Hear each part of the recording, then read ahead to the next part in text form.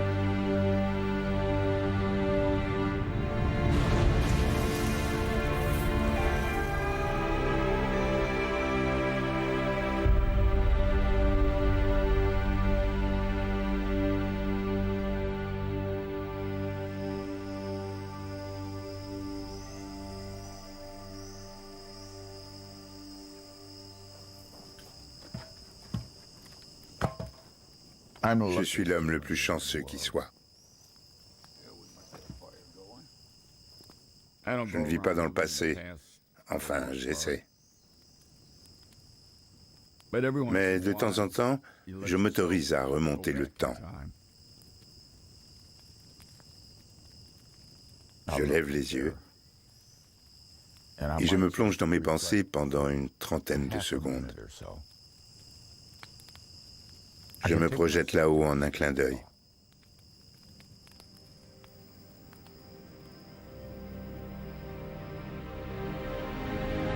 Okay, stand by for pitch over. Lower, we coming in. There it is, proceeded. And there it is, Houston, there's Camelot. Wide on target, I see it. We got them all. 42 degrees. 25 feet per second through 400. That's a little high, Gino. Okay. Very little done. 40 feet, going down at 3. Stand by for touchdown. Stand by. 20 feet. Going down at 2. 10 feet. 10 feet. Contact. Stop, push. Engine stop. Engine arm. Proceed. Command override off. Dès que vous touchez la surface, la poussière se dissipe, le moteur se coupe et c'est le silence total. On se retrouve dans un autre monde. C'est magique.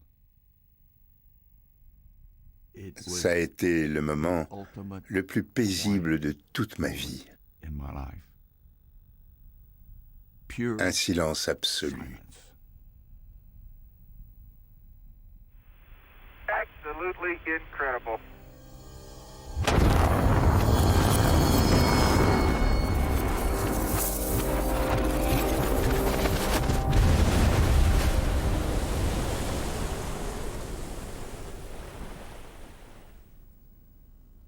J'ai passé une grande partie de mon enfance à la ferme de mes grands-parents dans le Wisconsin.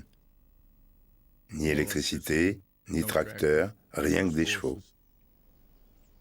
Mon rêve, c'était de posséder un jour mon propre ranch.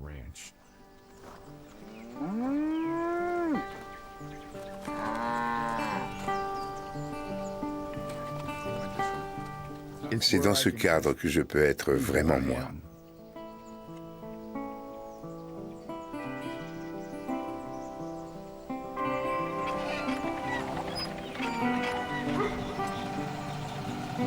Je me dis toujours que mon père aurait adoré ça. Il avait plein de cordes à son arc. Il pouvait tout réparer dans la maison, construire un garage, refaire la tuyauterie de la salle de bain.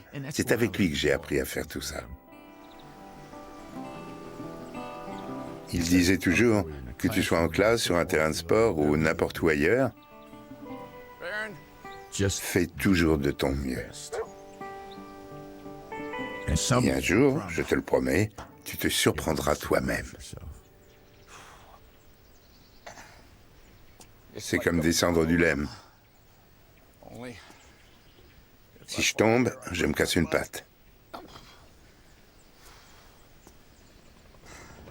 KCBQ, the legendary Gene Cernan is with us. Now, about the Navy, talk a little bit about, because this is a big Navy town, as you know, and you spent time here. I tell you, San Diego is like another home. I spent my best years coming out of Pensacola here in San Diego for about 3 years.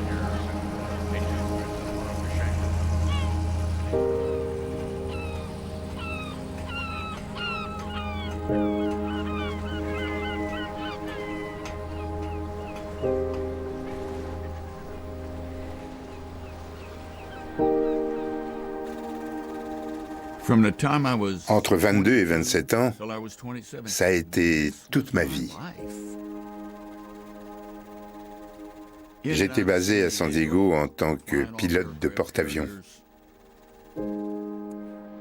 Pour moi, c'est là que tout a commencé.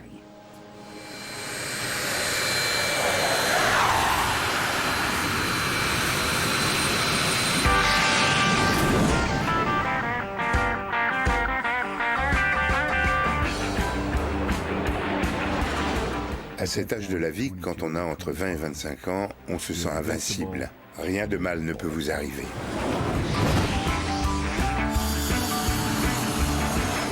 J'avais l'impression que rien ne m'était impossible. Les risques, c'était de la rigolade.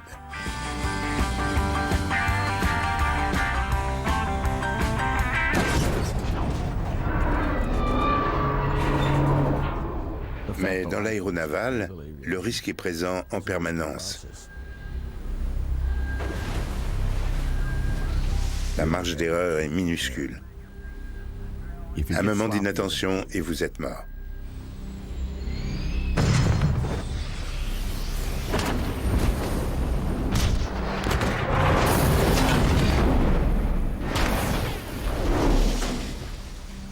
On vit dans cet environnement, dans cette culture du risque assumé. Et on adore ça. On se met aux commandes sans un moment de doute, parce qu'on est tous convaincus que ça n'arrive qu'aux autres. Mes collègues, peut-être, mais pas moi. Lui, il s'est planté, mais je ne ferai pas d'erreur. C'était l'état d'esprit qu'il fallait avoir. C'est toi? Bien sûr. Ah oui. Un casse-cou de l'aéronaval. Invincible, invisible et indestructible, souviens-toi. Ça fait beaucoup. Là, c'est nous. Regarde les Stingers. Tous des as. Regarde ce tonneau en formation. Magnifique. La vache, t'as vu cette précision? Ma première mission en mer avec Gene, c'était sur l'USS Shangri-La. Entre nous, c'était une compétition constante. C'était à celui qui réussissait le meilleur appontage, le meilleur bombardement. On montait dans les premiers avions disponibles et on partait simuler des combats dans les nuages. On était assez imbus de nous-mêmes. On avait de gros égos. Mais je pense que c'est une mentalité indispensable si on veut être capable de voler avec l'intensité qu'on nous avait inculquée. Poser un jet sur un porte-avions en plein jour, c'est déjà complexe en soi. Mais quand on doit le faire de nuit, je peux vous dire qu'à ce moment-là, on ne pense pas à sa fiancée. Enfin, Gene peut-être, mais pas moi, je vous assure. J'étais super concentré. Mais Gene Cernan, qui sait? Par moments, il est un peu déjanté.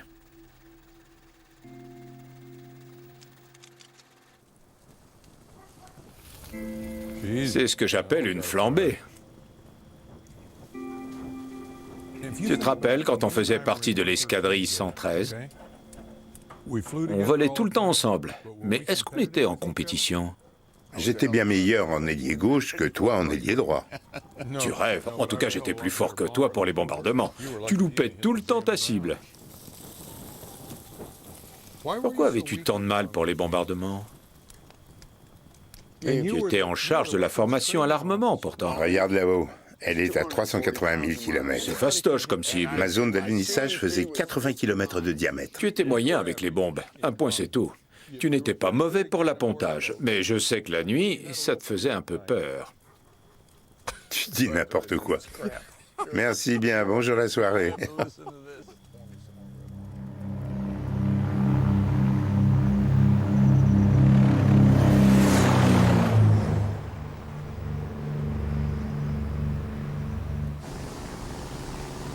Tour de contrôle, j'approche de la piste. Je fais un petit tour et j'arrive. Le pilotage est très important pour moi. Si on n'a pas de passion pour ce que l'on fait, alors il vaut mieux ne pas le faire.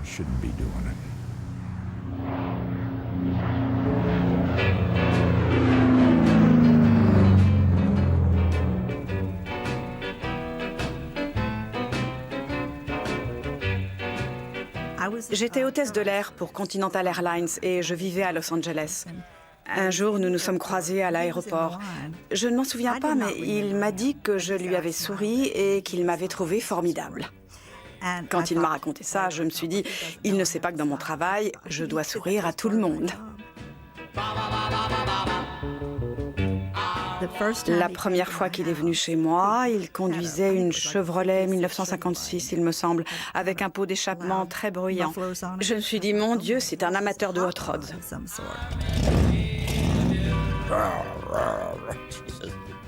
En entendant le moteur rugir devant chez elle, elle s'est demandé dans quoi elle s'était fourrée.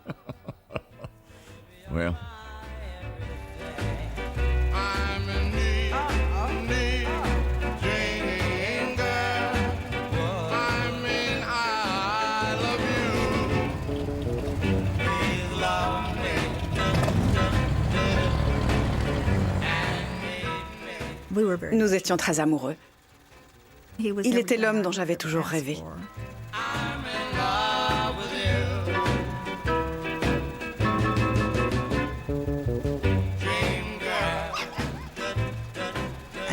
Nous avons acheté une maison et j'ai repris le travail jusqu'à la naissance de Tracy, 2 ans après notre mariage. Il s'occupait très bien d'elle. Il l'adorait. Et c'est toujours le cas d'ailleurs. C'est son petit punk. C'est le surnom qu'il lui donne.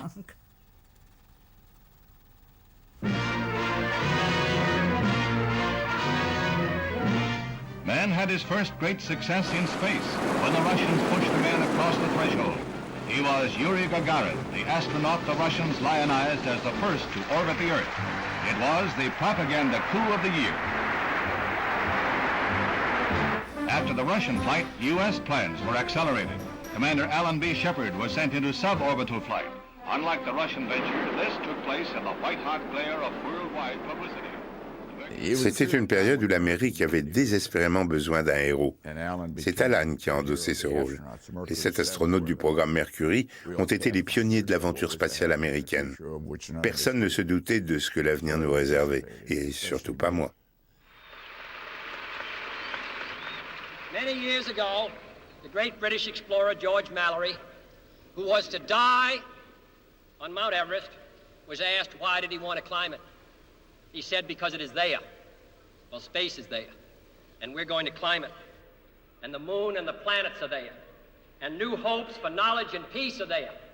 And therefore, as we set sail, we ask God's blessing on the most hazardous and dangerous and greatest adventure on which man has ever embarked. Thank you.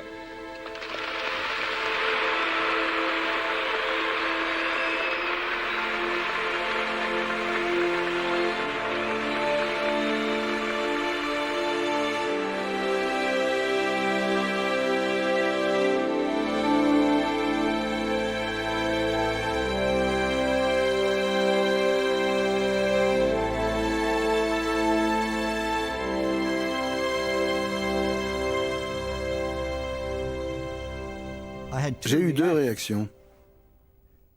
Kennedy mettait une énorme responsabilité à tout le programme spatial. Mais ce discours me faisait plaisir. Très plaisir même. D'un autre côté, quand je réfléchissais à tout ce qu'il y avait à faire, je me disais qu'il avait perdu la tête. Notre expérience du vol spatial habité n'était que de 20 petites minutes. Nous n'étions jamais allés en orbite et on nous mettait au défi d'aller sur la Lune. Mais le président avait suffisamment confiance en lui et en nous pour lancer ce défi.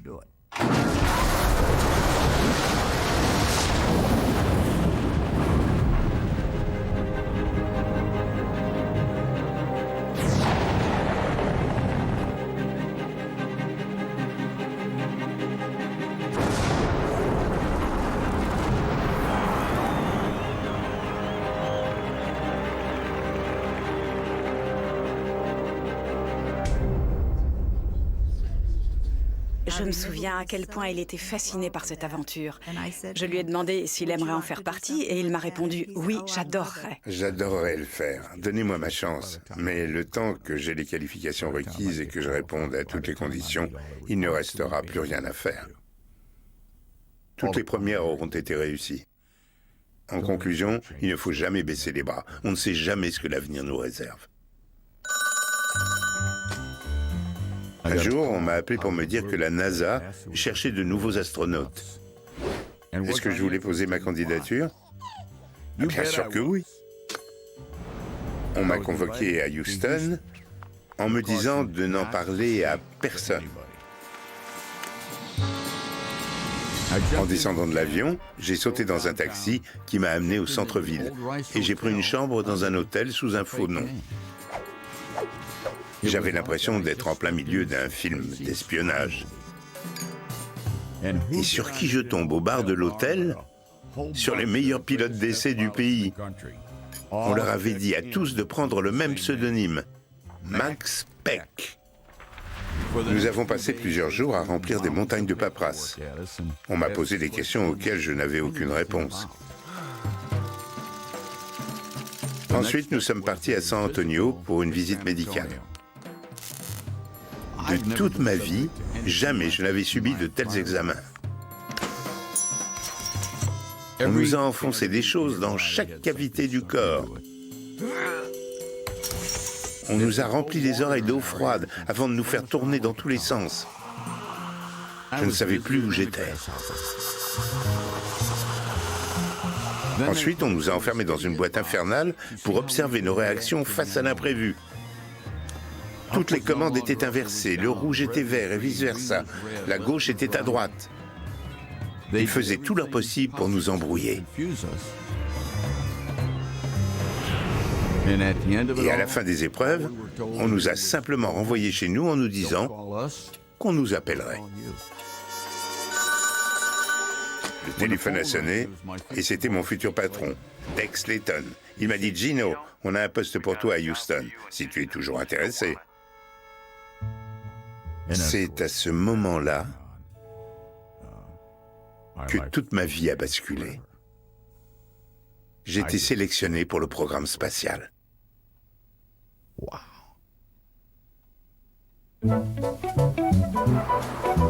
Zoom a little zoom in a rocket ship. Off we go on a trip, heading for the moon at a rocket clip. We're gonna zoom, zoom, rocket. Zoom a little zoom, now we're almost free from the Earth's gravity. Zoom into the moon at terrific speed. On a dû passer par toute la formation générale avant même d'être assigné à une mission. On a suivi des cours de survie dans le désert, dans l'eau, dans la jungle. On nous a donné un hameçon et une machette avant de nous larguer en plein milieu de la jungle, au Panama. Mais ces stages de survie m'ont beaucoup appris sur moi-même. Nous avions à peu près tous suivi des études d'ingénieur dans divers domaines, mais là, nous devions tout reprendre à zéro. Il y avait des cours de mécanique orbitale, un sujet auquel je ne connaissais rien, mais aussi de la géologie, où là aussi j'étais absolument ignare. Nous étions en permanence occupés à des activités très variées. Ils partaient tôt le matin et rentraient tard le soir. Et encore, c'était avant qu'ils commencent l'entraînement pour une mission spécifique. C'était juste une formation préliminaire. Nous étions en permanence entourés de photographes et de journalistes. C'était un vrai tourbillon. Nous étions célèbres. Pas riches, malheureusement, mais vraiment célèbres. Et nous devions apprendre à gérer cette pression. On avait l'impression d'avoir une auréole au-dessus de la tête. C'était très spécial.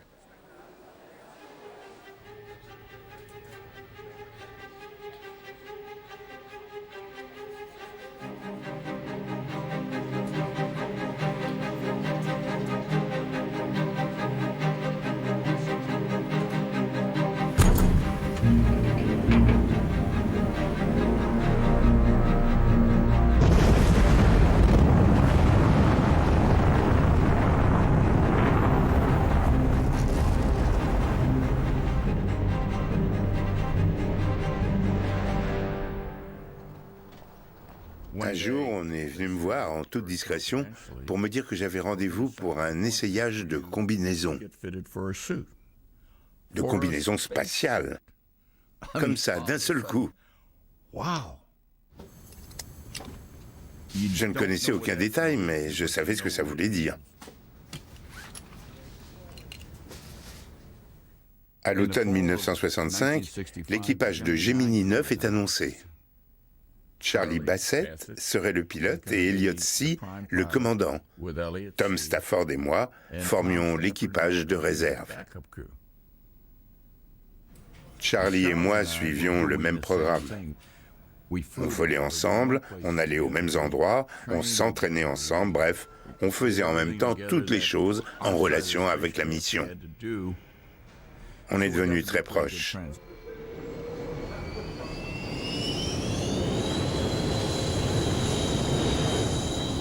Puis, en février 1966, un événement totalement inattendu s'est produit.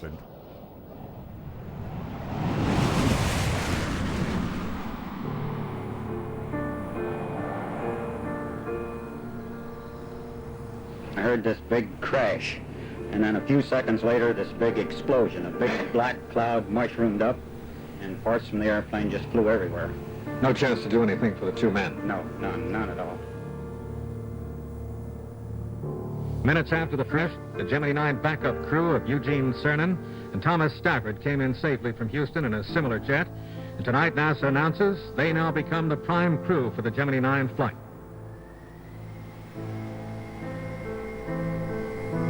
Ça a été très dur à vivre. C'était horrible. C'est là qu'on se rend compte à quel point ce métier est dangereux.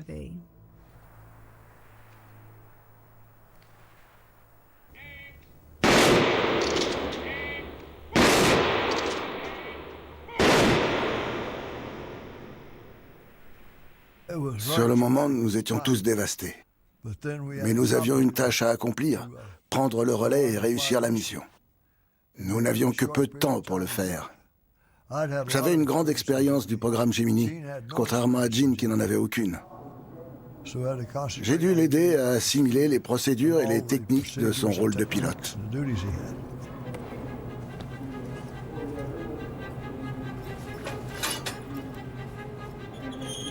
Du jour au lendemain, après cet accident,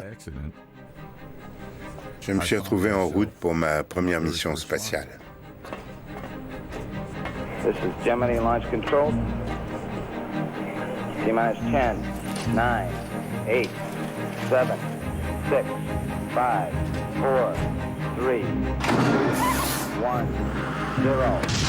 We have ignition.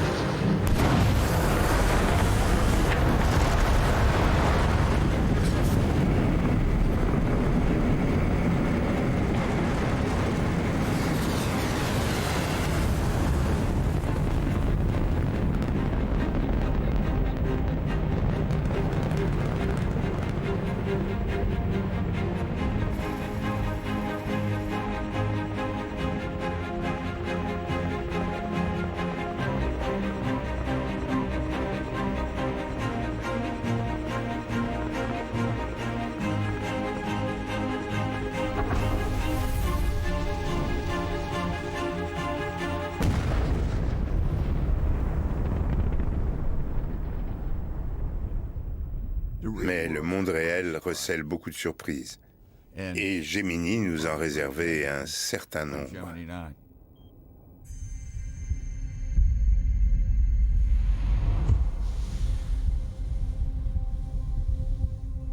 Quand je suis sorti de la capsule, c'était littéralement un pas vers l'inconnu. L'ombilical mesurait environ 7,50 m. Il me faisait penser à un serpent. Il me tirait vers la capsule, je le touchais avec le bras, ou avec le pied, ou avec le casque, et je partais à la renverse. Je me retrouvais à l'envers, avec la terre au-dessus ou en dessous de moi. Je ne savais plus où j'étais. Je n'arrivais à rien.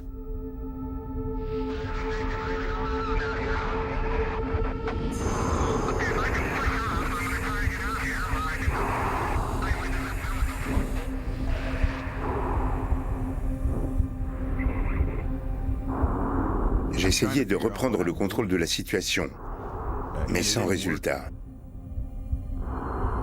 Pour que la situation s'arrange, il fallait que je fasse quelque chose, mais je ne savais pas quoi.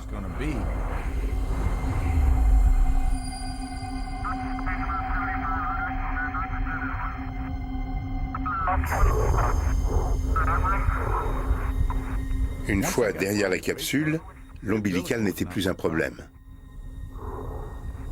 Ma mission était d'assembler le jetpack.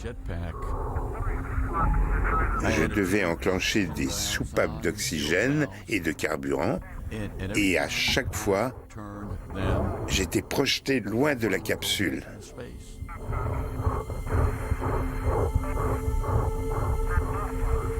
Rien n'avait été prévu pour qu'on s'accroche. Ni avec les mains, ni avec les pieds, ni avec un cordon, il n'y avait rien.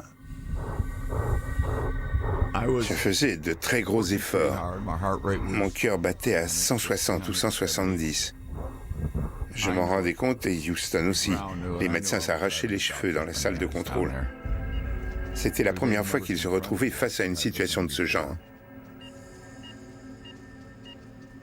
N'oubliez pas que la capsule faisait le tour de la Terre en 90 minutes. Dès que le soleil s'est couché, sa visière s'est embuée et il n'y voyait plus rien.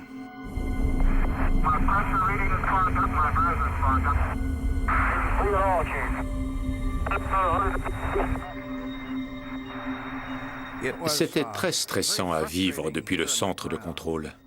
On entendait ce que disait Gene et on savait qu'il avait des ennuis, mais on ne pouvait rien faire pour lui. Sa température corporelle augmentait, son corps entrait en surchauffe. Roger, go ahead. I'm giving a no-go for the interview, and I wanted to switch back to the spacecraft umbilical. Okay, we have that. Roger, and we concur in the no-go. Il nous a fallu accepter le fait que c'était un volet du vol spatial que nous ne maîtrisions pas encore très bien. Nous avions beaucoup de leçons à apprendre.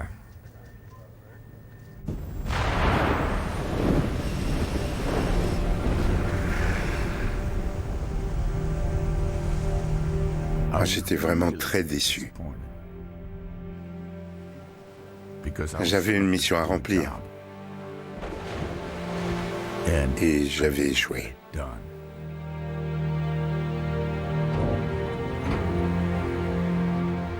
Tom Stafford a fait du très bon travail et Gene Cernan également. Mais ils ont traversé des moments difficiles dont nous avons tiré beaucoup d'enseignements. C'est grâce aux échecs de Gene que nous avons pu trouver les bonnes solutions.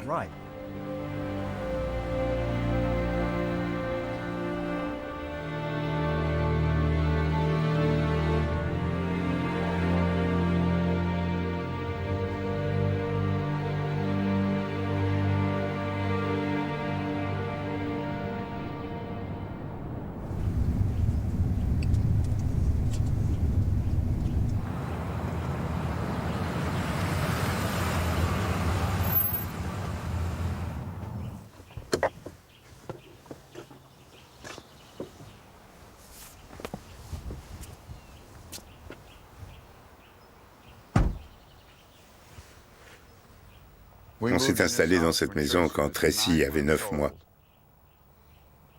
en 1964. Cette maison a près de 50 ans, comme tout le quartier d'ailleurs. Avant, il n'y avait rien. Au coin de la rue, c'était chez Mike Collins. Charlie Bassett et Albin vivaient à l'autre bout de la rue. Et là, c'était chez Rusty Schweikert. Cette petite maison devant nous a une histoire très riche, si ces murs pouvaient parler.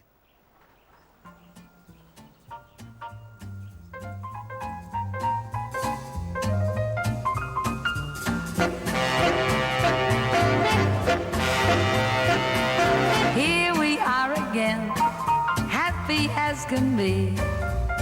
All good pals and jolly good company. Nous étions très amis, mais la personne dont j'étais la plus proche, c'était Martha Chaffee. Elle habitait juste à côté et on s'entendait très bien. On était vraiment toujours l'une chez l'autre. On allait chez le même coiffeur, on déjeunait ensemble, comme le font toutes les amies. Et nous étions comme des sœurs.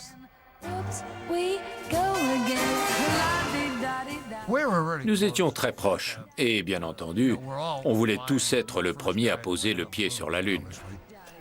On faisait toujours plein de choses ensemble, que ce soit pendant le travail ou en dehors. Nous formions une petite communauté très soudée.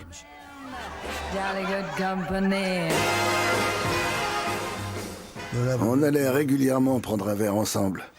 Je n'entrerai pas dans les détails. Such good company.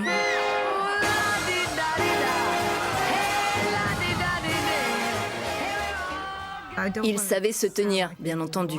Mais ils étaient tout de même tous un peu fous. Un peu fou, je ne sais pas si on peut dire ça. Mais le fait est qu'on travaillait dur et qu'on avait besoin de décompresser. Jolly good company. Hey, a jolly good company. Jolly good company.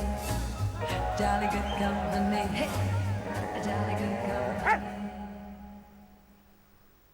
On s'entendait tous bien. On avait plus d'affinité avec certains qu'avec d'autres, comme dans tous les groupes. On poursuivait tous le même but. On était tous prêts à faire des sacrifices pour concrétiser notre rêve commun, la conquête de la Lune. Mais on savait dès le départ que cela se paierait par des morts.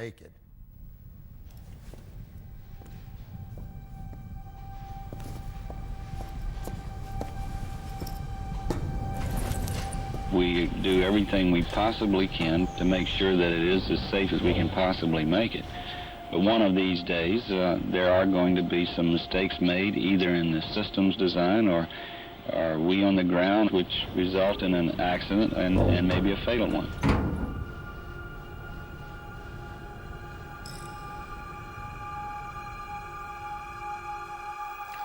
We interrupt this program to bring you a special report from ABC News. Le feu a pris sur la tour de lancement. Qu'est-ce qui est arrivé? Ils sont morts.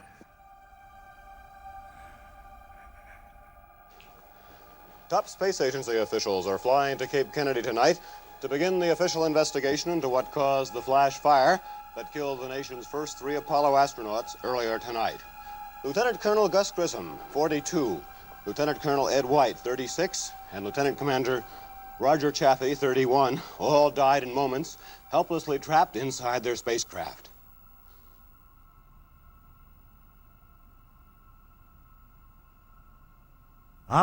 J'étais assis à cette console derrière moi quand Grissom, White et Chaffee sont morts. Je les ai entendus mourir.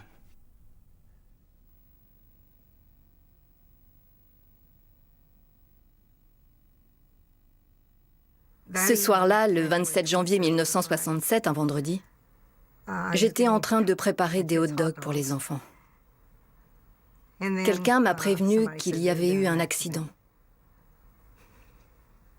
Quand Mike Collins est arrivé, il a sonné à la porte et dès que je l'ai vu, j'ai compris.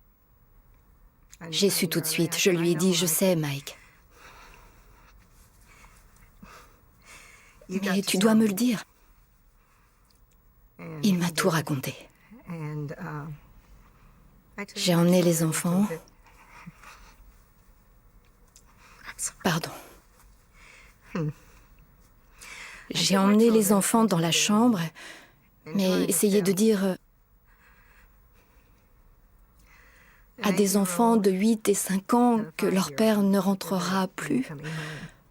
C'est dur.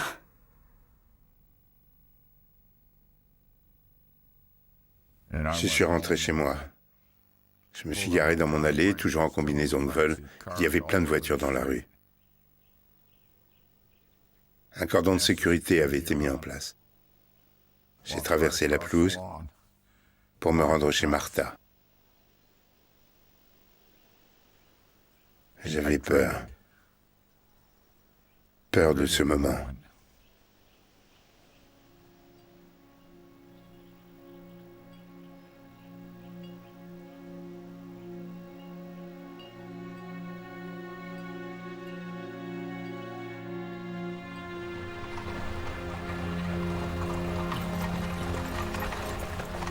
Arlington, un froid matin de janvier. Je ne savais pas si l'on enterrait 3 de nos camarades ou bien tout le programme Apollo.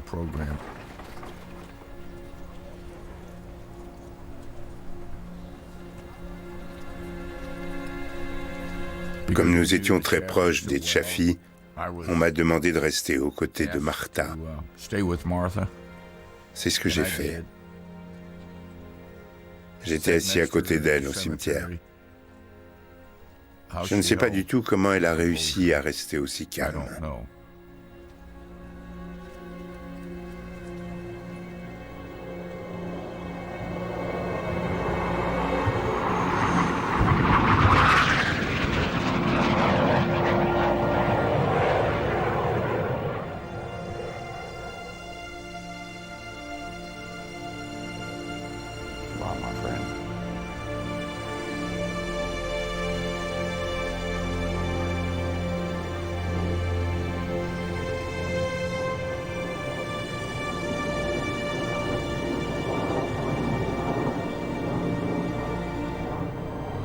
L'incendie d'Apollo 1 nous a changés pour toujours.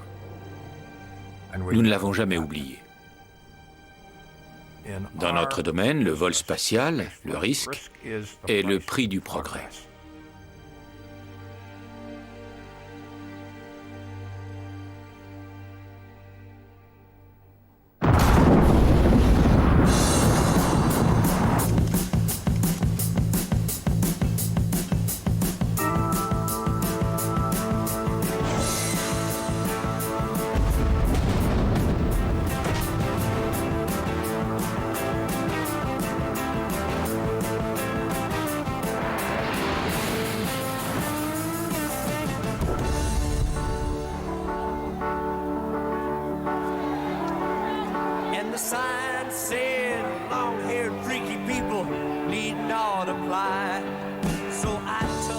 Les USA et le monde entier étaient sans dessus-dessous. Pour nous, tous ces problèmes existaient, mais loin de notre quotidien.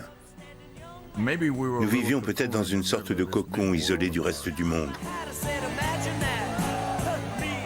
Nous avions une mission à accomplir. Les astronautes, les ingénieurs, tous ceux qui travaillaient pour la NASA, nous avions tous le même objectif en tête.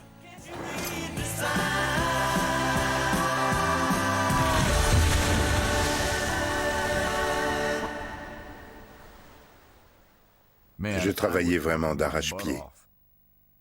Du coup, j'étais un peu coupé de tout ce qui se passait chez moi. Je pense que les épouses jouaient un rôle très important, parce que c'était à nous de tout faire quand ils n'étaient pas là, c'est-à-dire la plupart du temps. Jean serait le premier à vous le dire. J'ai fait ma part du travail. Elle restait à la maison pour s'occuper des enfants, gérer le budget, faire la cuisine, emmener les gamins à l'école, faire leurs devoirs. C'était injuste de notre part, nous étions très égoïstes. Nous n'étions pas de très bons maris, ni de très bons pères.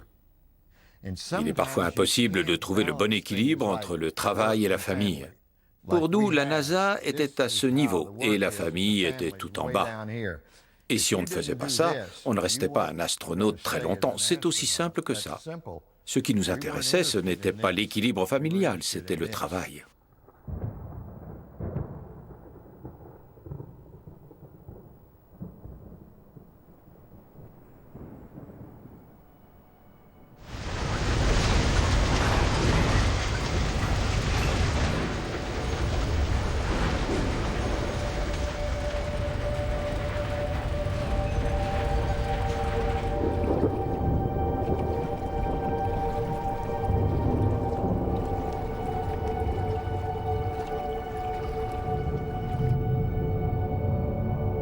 Il s'agissait du deuxième vol aller-retour autour de la Lune.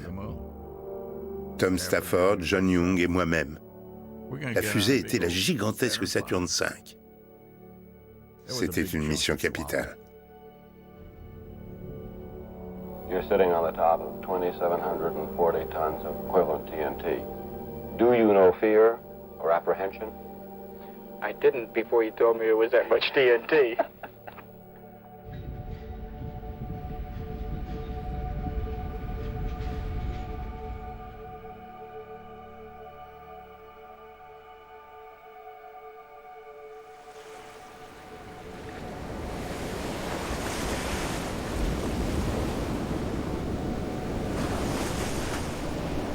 Les jours qui ont précédé le lancement ont été très intenses. Ça a été un moment très intime, rempli d'amour. On se rend compte que c'est peut-être les derniers jours qu'on passe avec lui. Et s'il ne revenait pas ?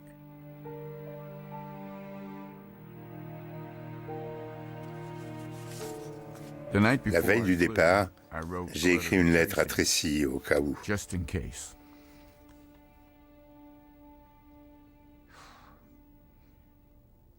À ma fille adorée, Tracy. Trace. Tu es presque trop jeune pour comprendre ce que cela signifie de voir son papa s'envoler pour la Lune. Mais un jour, tu ressentiras l'exaltation et la fierté que maman et papa ressentent aujourd'hui. Punk, dès que je reviendrai, on retournera faire du cheval et camper en pleine nature. Je voudrais que tu regardes la Lune, parce que pendant que tu lis cette lettre, papa y est presque arrivé. Je t'aime, Tracy, ma fille. Ma jolie petite merveille, avec tout mon amour.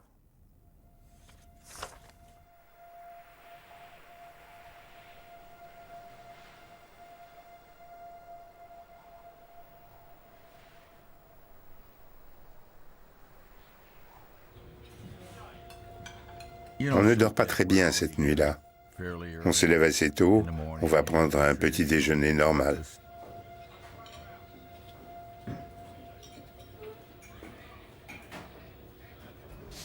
Ensuite, on va s'habiller. On a déjà enfilé sa combinaison des milliers de fois pour des tests ou des entraînements de tout genre. Mais là, c'est pour de vrai.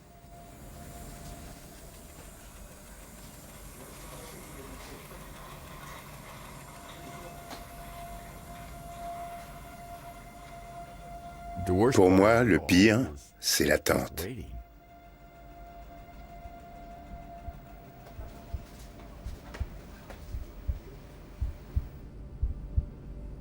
Enfin, c'est l'heure d'y aller.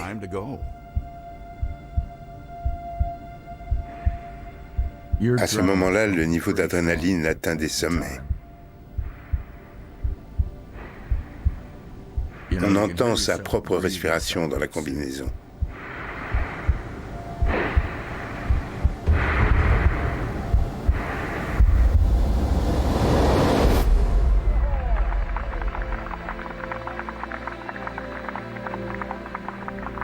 T-minus 33 minutes and 30 seconds. 33 minutes until the scheduled liftoff of Apollo 10. This Saturn V, by the way, is the most powerful Saturn V ever to fly, with 7,700,000 pounds of first-stage power. Not only is it 2 minutes and counting, our status board indicates here in the control room that all aspects are involved. Il ne s'agit plus d'un projet. C'est en train de se produire. Vous êtes en train de le vivre. C'est à vous que ça arrive.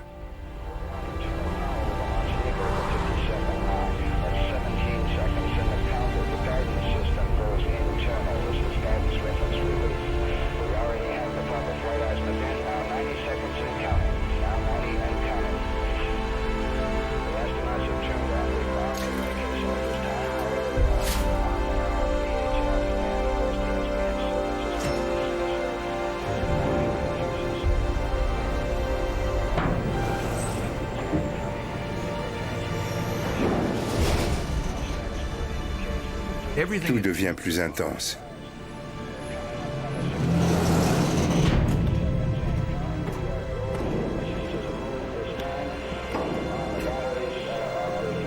Et l'horloge tourne.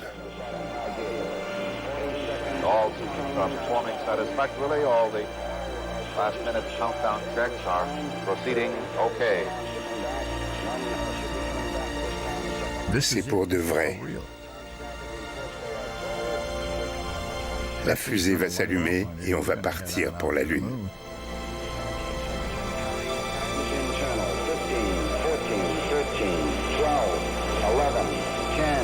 9. We have ignition sequence start. 5, 4, 3, 2. All engines running. Launch commit. Liftoff. We have liftoff 49 minutes past the hour.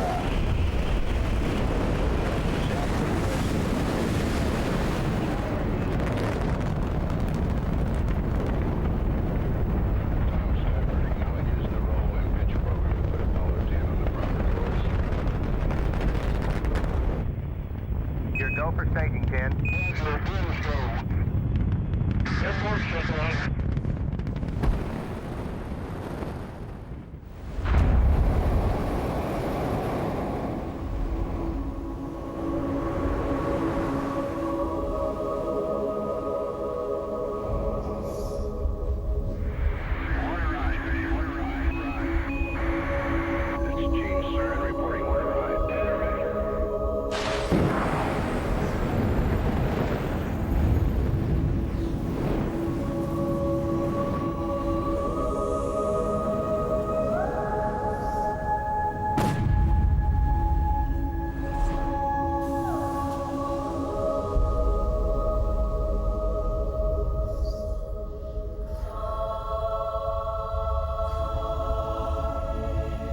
L'Amérique partait à la conquête de la Lune.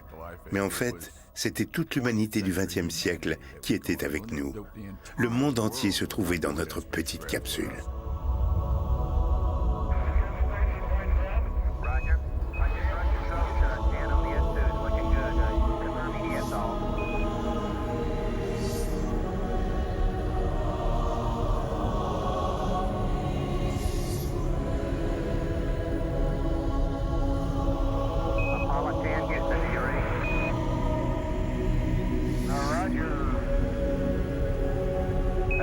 Go for power arm and go for SEP.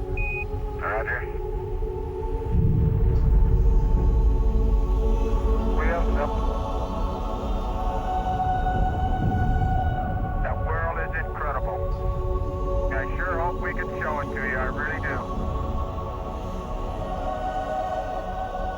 On participe à cet exploit historique, mais dans le même temps, on ne se rend pas vraiment compte de l'importance de l'événement.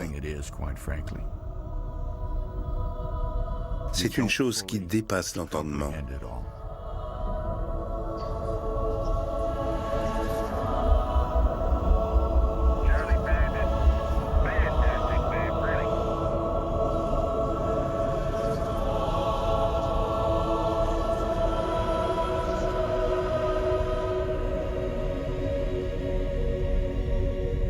Houston, and now 22 looks good to us. We're going to check the thrusters here now.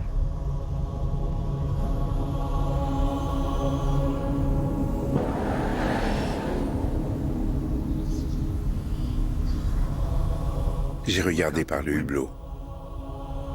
Et la terre bouchait toute la vue. How's that for the front porch? Oh boy, that's beautiful.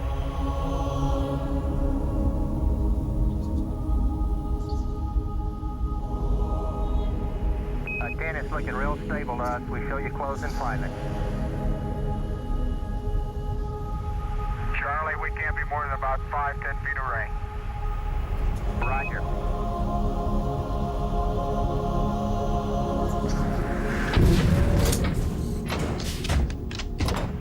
Snap, and we're there. Got 2 grays. Roger.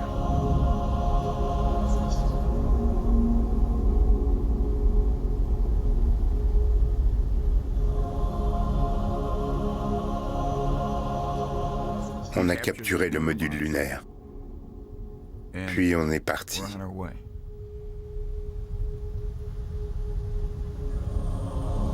C'est à ce moment-là que je me suis rendu compte où j'étais et ma destination.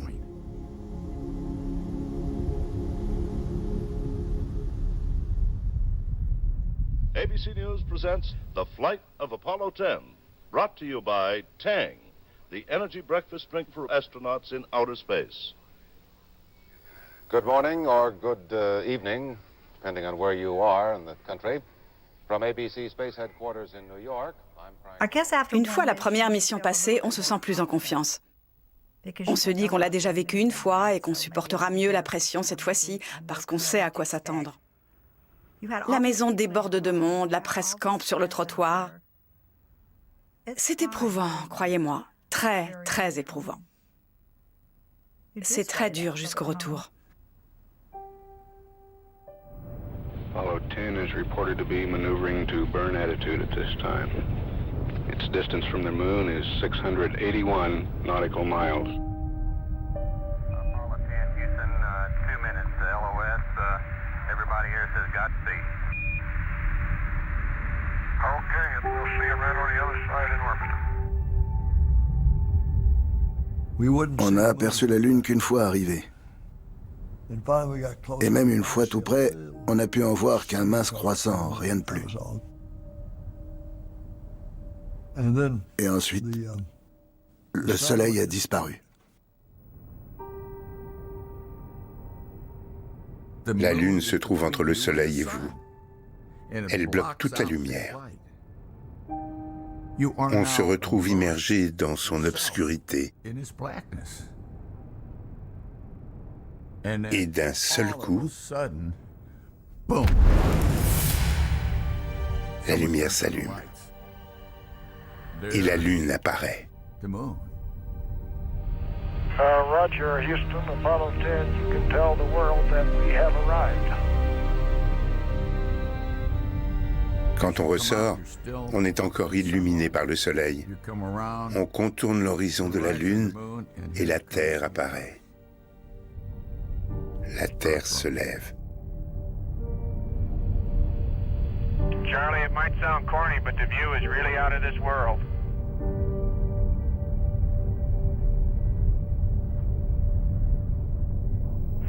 Charlie Brown and Snoop, as you're going over the hill, all the systems are go. We're all go here on the ground. It's looking great, over.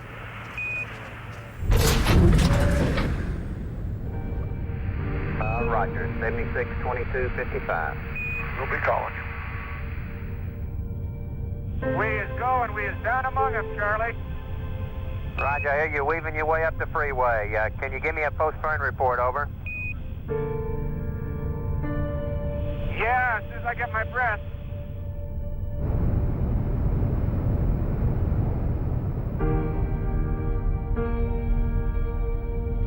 Nous avons survolé la surface aux commandes du module lunaire Snoopy.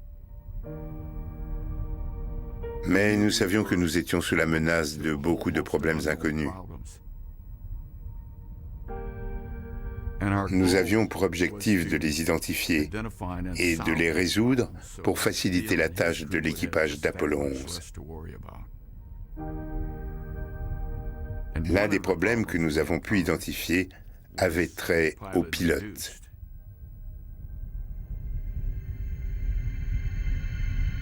Nous devions simuler un décollage depuis la surface de la Lune, mais à une altitude de 14 km, pour le rendez-vous avec le module de commande. Mais en préparant la manœuvre, Tom et moi avons confondu deux boutons. Snoop, Houston, we have you go for staging, over. Okay, Tom. Thrust that. Okay, let's... God damn.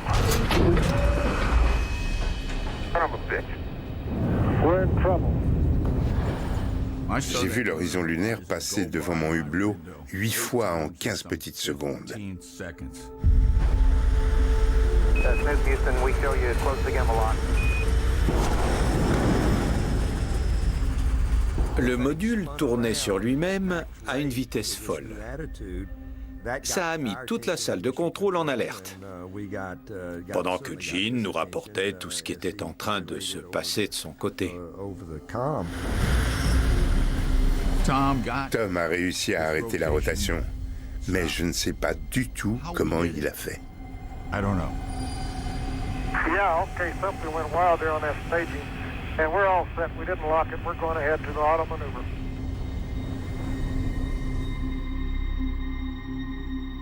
Quand ils ont eu ce problème, c'était effrayant. Si vous pensez qu'aller sur la Lune est difficile, essayez donc d'attendre devant la télévision.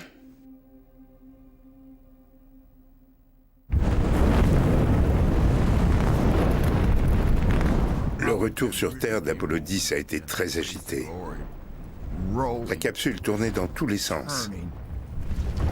Les flammes venaient lécher le hublot. On était sur le dos pendant la descente avec le bouclier thermique derrière nous. Je voyais les flammes submerger mon hublot et éclater devant mes yeux. On était complètement noyés dans un océan de feu.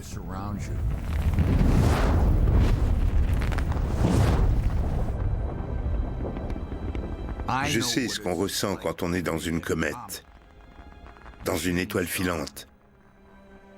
C'est un feu d'artifice inoubliable.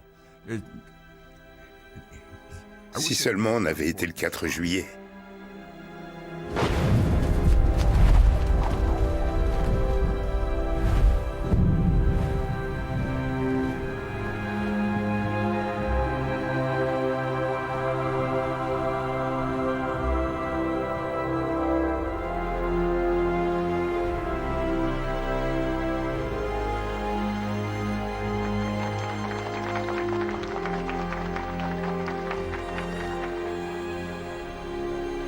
On était allé autour de la Lune.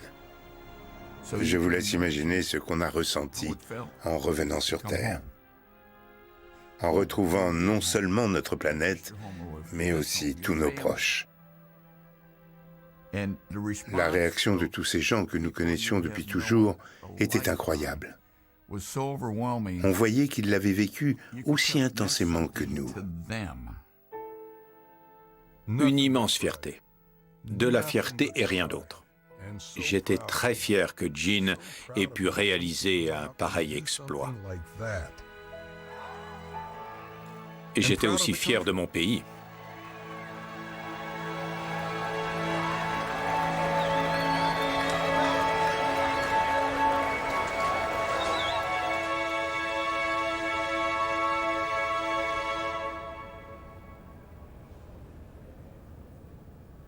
Apollo 10 est un peu tombé dans l'oubli. Mais pas pour moi. Et quelqu'un d'autre ne l'a pas oublié, Neil Armstrong. Okay, Neil, we can see you coming down the ladder now. I'm going to step off the limb now.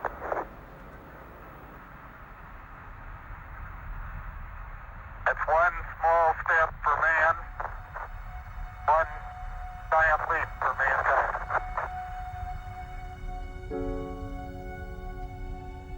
Est-ce que j'aurais aimé participer au premier alunissage? Bien sûr que oui. Mais au bout du compte, je pense que le destin veillait sur nous. Tout le monde était à sa place au moment idéal.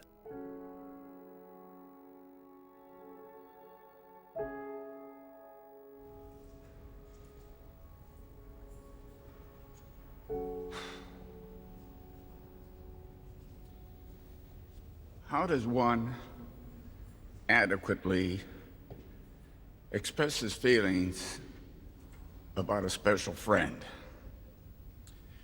when that friend is also a world icon whose name will live in history long after all here today have been forgotten? Neil, you can now finally put out your hands and touch the face of God. Farewell, my friend. You have left us far too soon. God bless you, Neil.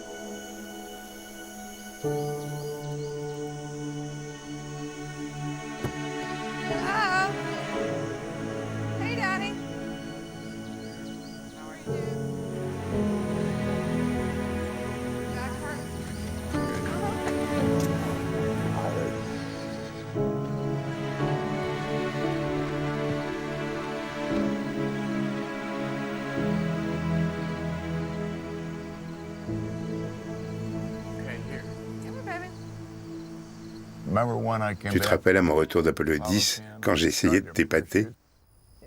Papa est allé sur la Lune, il a fait voler son vaisseau au ras de la surface, loin dans le ciel, là où vit Dieu. Je n'oublierai jamais ta réaction. Tu t'es levé pour m'écouter.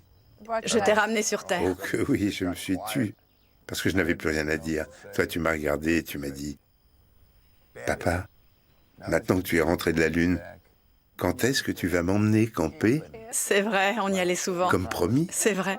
Et tu sais à quoi ça m'a fait penser? À toutes les fois, à cette époque de ton enfance, où je n'avais pas pu t'emmener camper parce que je n'étais pas là. J'étais toujours quelque part pour le travail. Ça n'arrêtait jamais. Je menais une existence très égoïste. Et c'était bien la même chose pour tous les astronautes. Angle difference, Houston, 4 balls 2. Coming at you with the torquing angle. Roger, Pete. How's that grab you? You looking at the Diski? Those are great. Go for DOI. Cameras on the surface, and it's been a long way. We're here. Oh my, the rim of this little crater seems to be all white.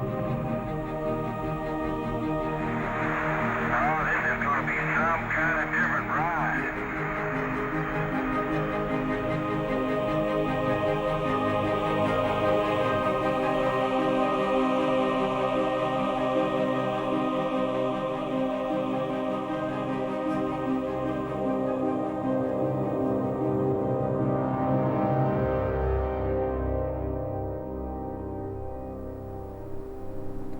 Dick Gordon était associé à Jack Schmitt, qui était à la fois astronaute et géologue lunaire. Il me paraissait logique, et j'avais peur que cela paraisse tout aussi logique à beaucoup d'autres gens, qu'il valait mieux ne pas désunir l'équipe soudée qu'ils formaient. L'Académie nationale des sciences tenait à envoyer un géologue sur la Lune. C'était son souhait depuis le départ. C'était leur dernière occasion de placer un docteur en géologie dans un équipage lunaire. Tout allait se jouer entre mon équipage et celui de Dick. Mais il avait un atout de taille en la personne de Jack Schmitt. Je savais que si je voulais avoir ma chance, je ne devais surtout pas commettre d'erreur. On s'entraînait beaucoup en simulateur et nous avions une espèce d'engin bizarre pour simuler l'alunissage. On utilisait aussi un hélicoptère.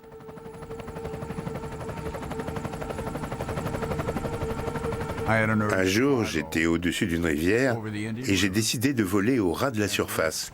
Je suis descendu le plus bas possible et l'un des patins a touché l'eau.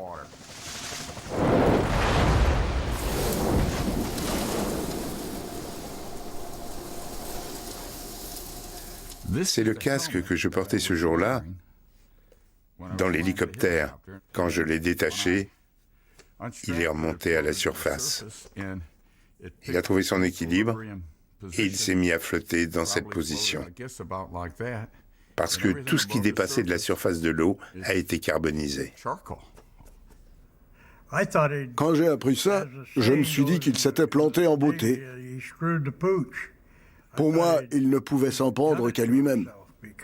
Personne n'envoie un hélicoptère dans l'eau, à moins qu'il y ait des jolies filles en bikini dans les parages, bien sûr. Comment est-ce que j'avais pu faire une chose aussi stupide? Après ça, qui voudrait encore me confier le commandement d'un vaisseau spatial hors de prix jusqu'à la Lune, avec la responsabilité de la sécurité de l'équipage et du succès de la mission? J'avais la conviction que le moment venu, je ne serais pas choisi. Scene 4, take 1, sound 4, Apollo 17 astronaut Cernan. Bang.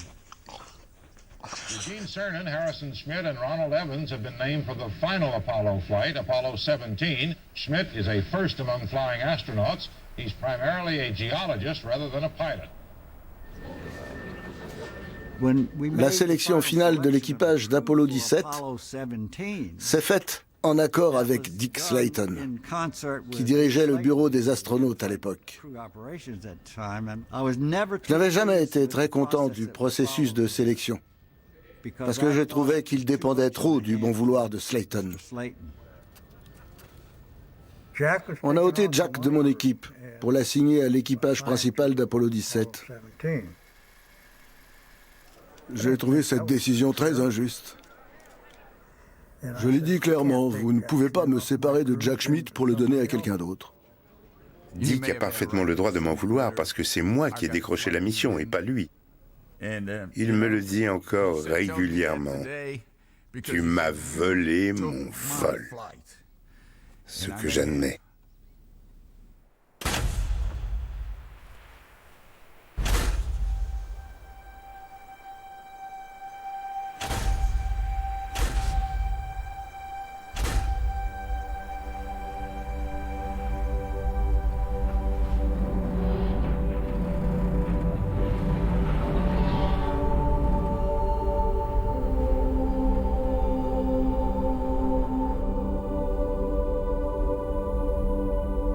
Quand on est sur la rampe de lancement à attendre le décollage, on a tout le temps de réfléchir à beaucoup de choses, d'où l'on vient, où l'on va. C'est l'un de ces moments où vous pouvez faire une introspection et regarder ce qui vous attend. C'était ce que je voulais. C'était un moment de reconnaissance qui n'appartenait qu'à moi.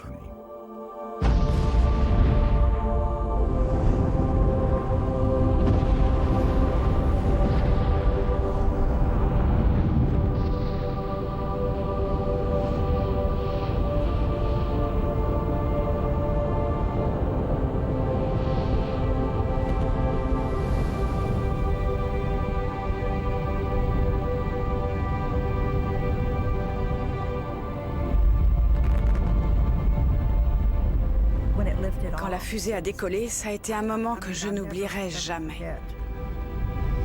Le sol s'est mis à trembler sous nos pieds. Tous les poissons ont bondi hors du lac.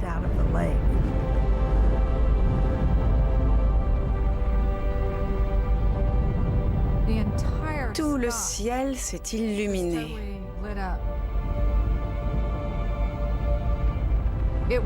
C'était magnifique.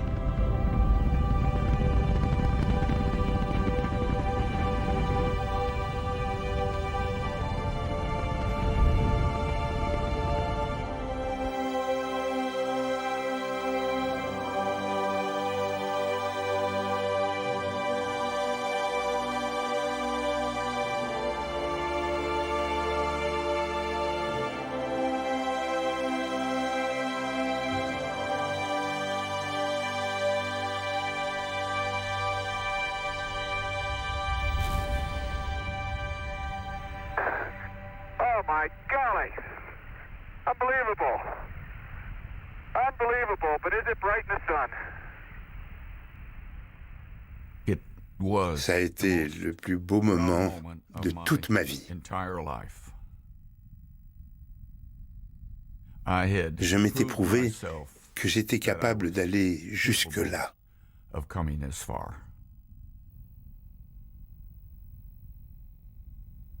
Je n'arrivais pas à oublier que je me trouvais dans un véritable décor de science-fiction. Nous n'avions que 3 jours sur la Lune et nous devions en profiter au maximum. C'est là que le travail a vraiment commencé.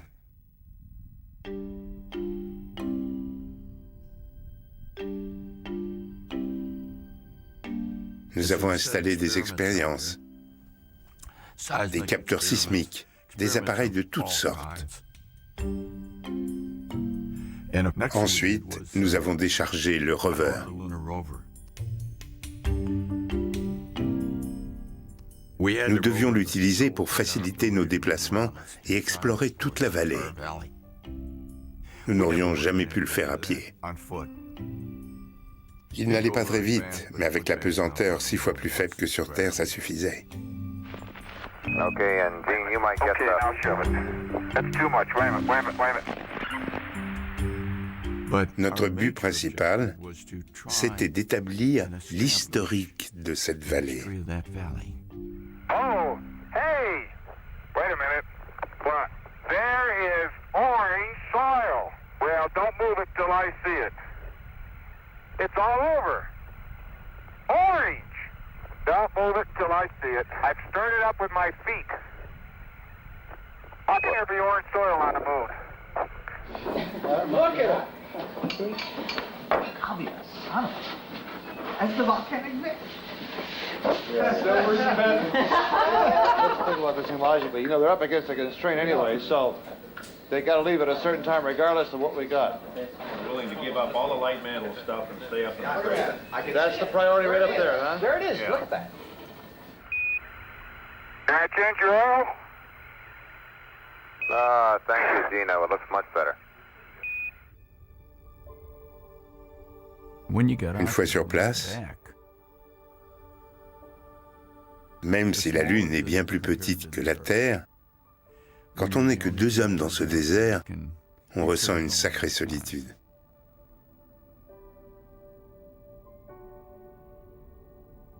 Quand on rentrait, on ôtait nos combinaisons et on les faisait sécher. Ensuite, il fallait manger, dormir.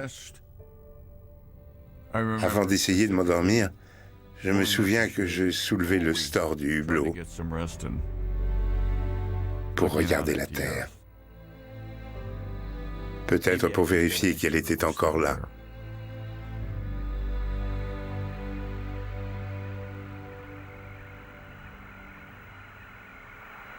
Oh, that ought to be a beautiful shot.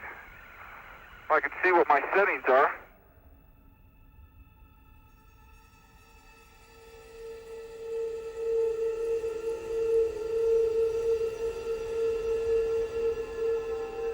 Ce séjour sur la Lune, c'est ce que j'appelle mes vacances sur le porche de Dieu.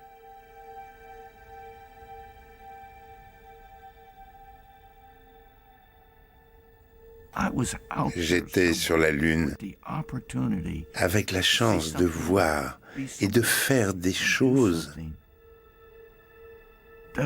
que seules 12 personnes dans toute l'histoire de l'humanité ont eu l'occasion de voir ou de faire.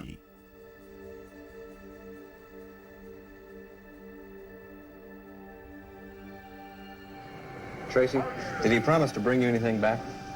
Well, I asked him to bring rock back from the moon, but he said if he could, he'd bring me one back, and he said if he could, he'd bring me a moonbeam. A what? A moonbeam. A moonbeam? He's either pulling your leg or you're pulling mine. That's what he said.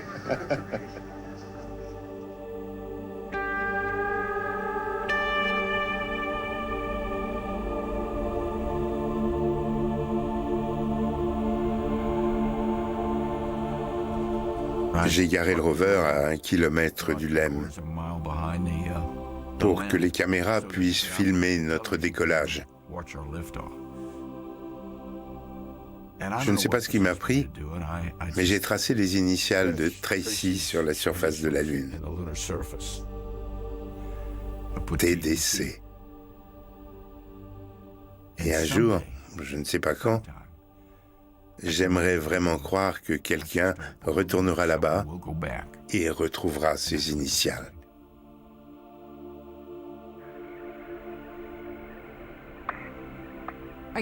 Plus on vieillit et plus on apprécie ce genre de choses.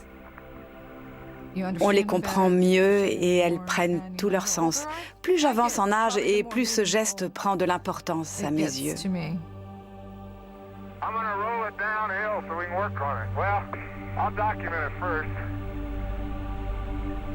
L'un des moments les plus mémorables, ça a été quand je suis remonté pour la dernière fois dans le LEM.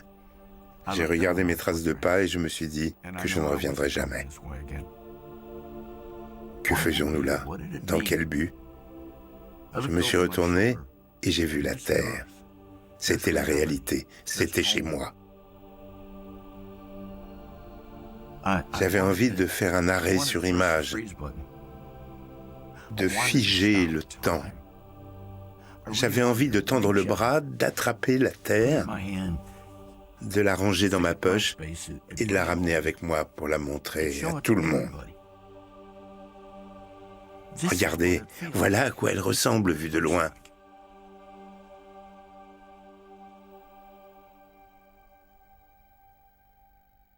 This is Apollo Control at 187 hours, 31 minutes.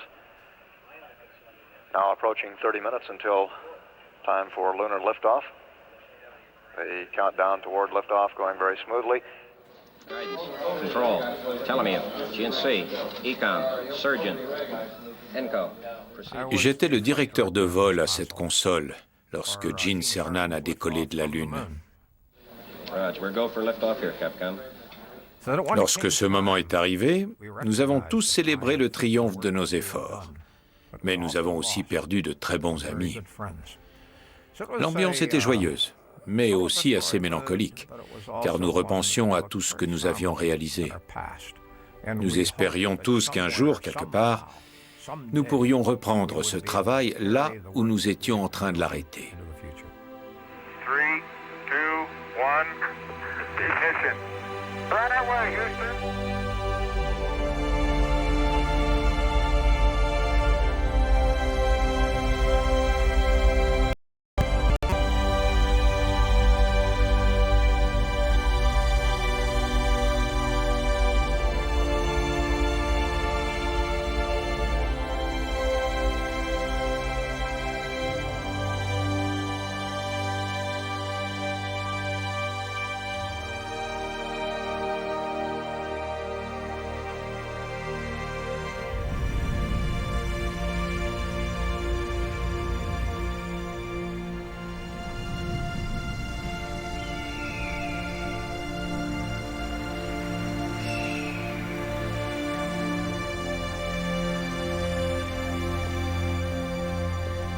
Est-ce que j'aurais pu imaginer que ça se terminerait de cette manière?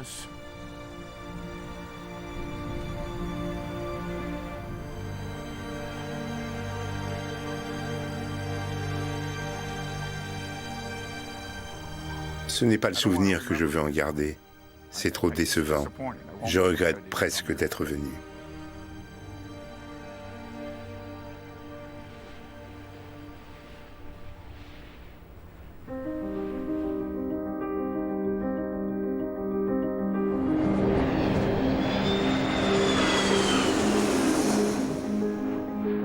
Quand on va sur la Lune, tout le monde vous traite en héros. On se laisse soi-même emporter par ce tourbillon. Partout dans le monde, des gens de toutes les origines, de toutes les religions, étaient complètement émerveillés. Ils voulaient nous parler, nous toucher.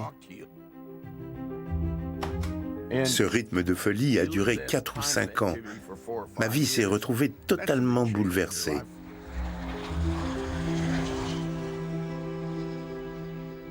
Notre existence a beaucoup changé. Gene adorait cette notoriété, ses voyages, ses conférences. Mais moi, je m'en suis vite lassée. Je voulais retrouver une vie normale, redevenir une femme au foyer comme les autres.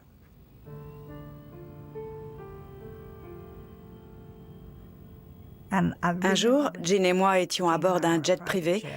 Il était en face de moi, de l'autre côté du couloir. Je l'ai regardé et je me suis dit, « Gene, c'est ta vie à toi, c'est ce que tu as envie de faire, mais moi, je ne veux plus. »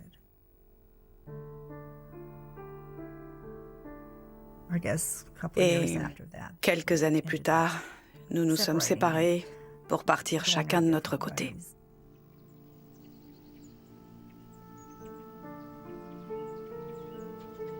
Chez les astronautes, le taux de divorce était de 60%. Je n'en suis pas fier. Nous étions obnubilés par la conquête de la Lune, et ça a eu des effets dévastateurs sur notre vie de famille, sans même que nous nous en apercevions. Je suis resté célibataire pendant 7 ou 8 ans. Quand on a la quarantaine, on peut croire que c'est la belle vie. Mais au bout d'un moment, on est bien obligé de se regarder en face et de définir des priorités.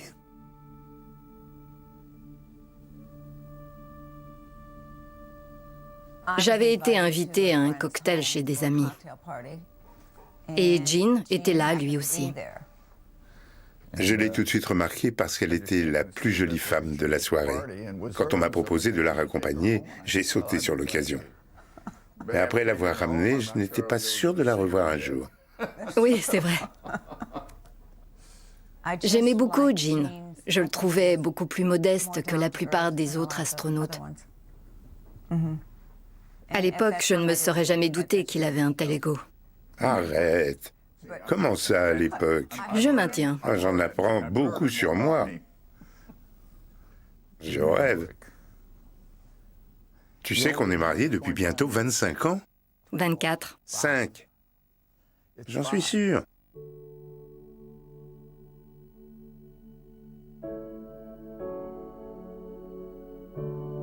Jane a pris une grande place dans ma vie.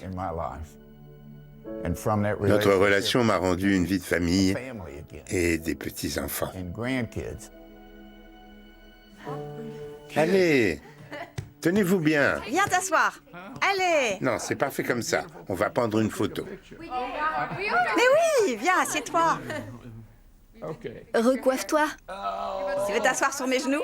Mais pourquoi vous m'avez mis au milieu? Attends, tu m'écrases. Mon t-shirt. Non, ça y est, c'est bon? Oui.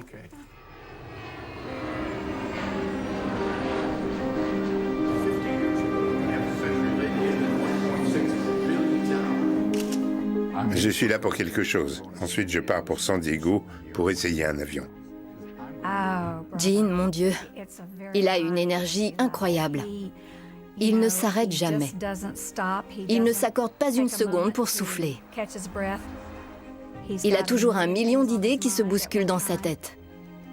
Je crois que le terme retraite ne fait pas partie de son vocabulaire. Certains de vos auditeurs seront encore en vie lorsque l'homme marchera sur Mars. Moi non, mais eux, si. Tant que nous sommes encore là, et que nous avons l'occasion de faire comprendre aux gens l'importance du programme lunaire, surtout à notre époque, celle d'une génération qui n'a pas connu l'épopée Apollo, nous avons l'obligation de le faire. Voilà, comme ça. Vous êtes venu exprès de France? Oui. Ah, génial. Voilà. Parfait. Merci, merci. Au revoir. La célébrité, les discours, les voyages. Tu t'appelles comment? Je n'arrête pas de l'embêter avec ça pour qu'il baisse le pied. Pour qu'il en fasse moins.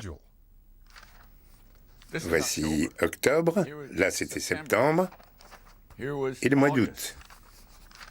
Coupe les gaz, ralentis un peu. Il faut qu'il profite de la vie, mais il n'arrête pas.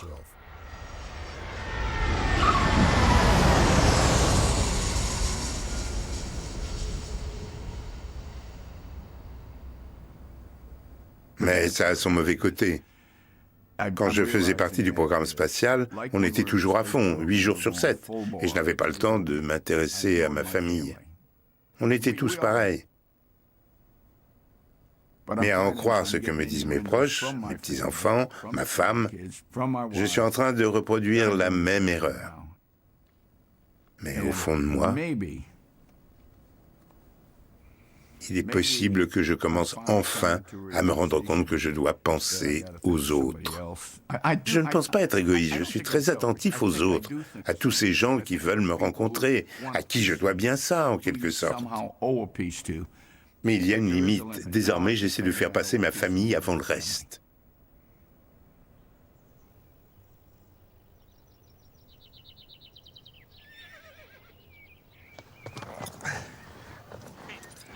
Tu l'as? Ok. Super.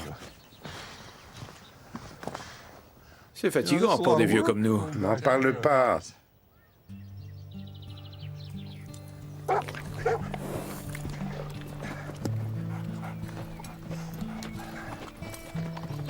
Tu sais, Baldi, ces 2 chevaux courent comme le vent. Mais on va pas essayer. Non, vaut mieux pas. Tu fais l'ailier droit et moi le gauche.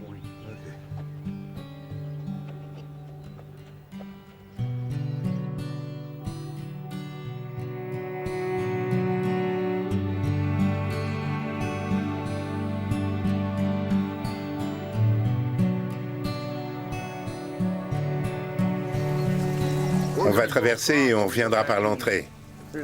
Ok. À moins que tu veuilles galoper. Sans façon. J'ai pas très envie de galoper. Alors, mon cher Baldi, t'es prêt à admettre qu'on est plus qu'on était, hein? Ouais.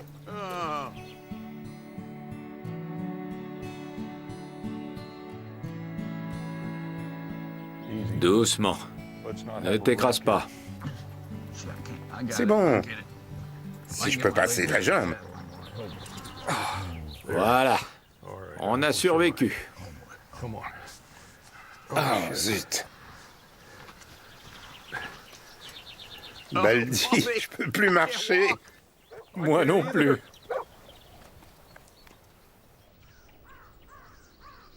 Le périple se termine bien, on est encore là. Exact. Combien il nous reste? On s'est mis d'accord pour arriver à 85. On fera le point ensuite. Un accord? C'est avec mon chien que je l'ai passé. Quand on a adopté Woody, je lui ai dit « Si tu vis 10 ans, je vivrai 10 ans aussi. » Bon, c'était il y a longtemps. Mais il faut qu'on renégocie. Sur les 10 ans, il ne me reste plus que 3 et demi. Je suis pas prêt. Tu parles, je t'aime, mon vieux. Ah. Moi aussi.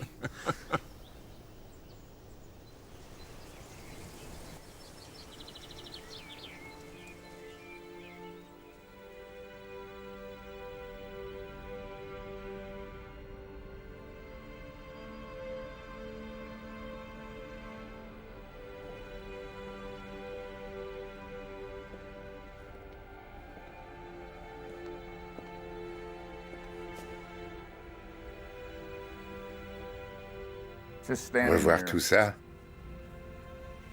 ça me rend très nostalgique, au point que j'en suis à me demander si tout cela est vraiment arrivé au cours de ma vie. Est-ce que c'était la réalité ou bien est-ce que ce n'était qu'un rêve?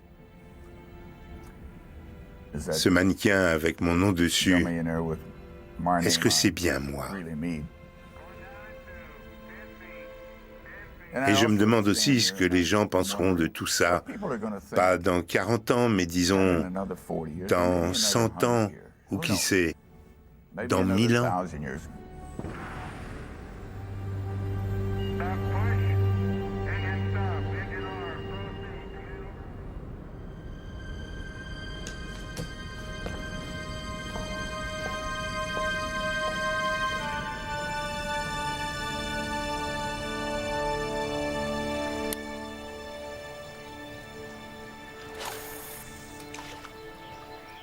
Je dis toujours aux jeunes, et en particulier à mes petits-enfants, qu'il ne faut jamais partir vaincu. On ne peut pas savoir ce qu'on vaut tant qu'on n'a pas essayé. Rêvez l'impossible et faites tout pour en faire une réalité. J'ai marché sur la Lune. Rien n'est impossible.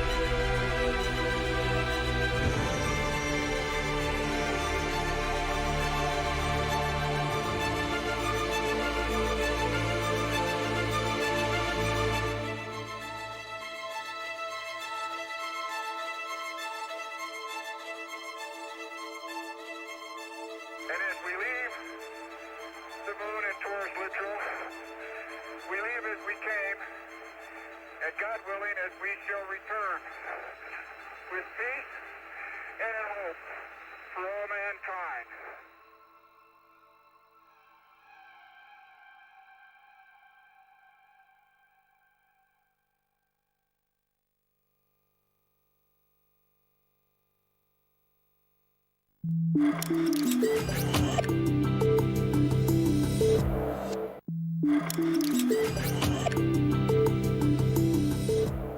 Il revit